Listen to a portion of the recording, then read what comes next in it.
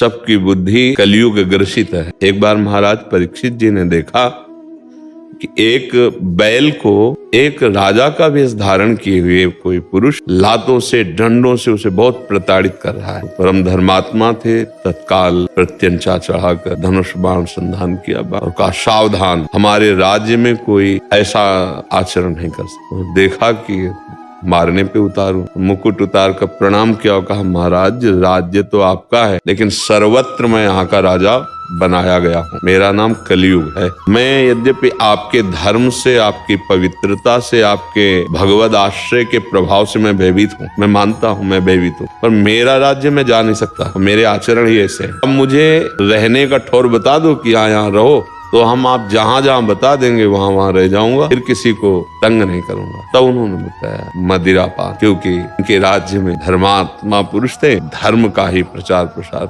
मदिरापान मांस खाना अर्थात हिंसा, पराई माताओं बहनों की तरफ काम दृष्टि अर्थात व्यभिचार, दूसरे के धन का स्वत्व का किसी तरह अपहरण करना अर्थात चोरी, और द्यूतक्रीड़ा छल करना, जुआ खेलना, उसी में छल कपट आ गया। किसी भी तरह से किसी की संपत्ति वस्तु आदि का अपहरण करना, ये सब कीड़ा के। बोले ये स्थान हम आपको दिए। महाराज आप खुद देख लीजिए, बहुत गंदे स्थान दिए, कोई एक अच्छा स्थान तो दे दो। तब उन्होंने कहा, जो अधर्म के द्वारा कमाया हुआ स्वर्ण है, संपत्ति है, धन है, उस पर अब आप विचार कर लीजिए कि ये चीजें अगर जीवन में होंगी तो कलयुग वास करेगा, और कलयुग वास करेगा तो अधर्माचरण की वृद्धि होगी। राक्षसी बुद्धि का ऐसा प्रभाव होगा कि वो सोच ही नहीं पाएगा कि मेरा मंगल किसमें है, मेरा कल्याण किसमें, मेरा सुख किसमें। इसीलिए हम सबसे एकांतिक में भी सत्संग में प्रार्थना करते हैं कि आप शराब मत पीजिएगा, आप मांस मत खाइएगा। जब अगर ब्याह हो जाए तो संयम से आप ब्रह्मचर्य को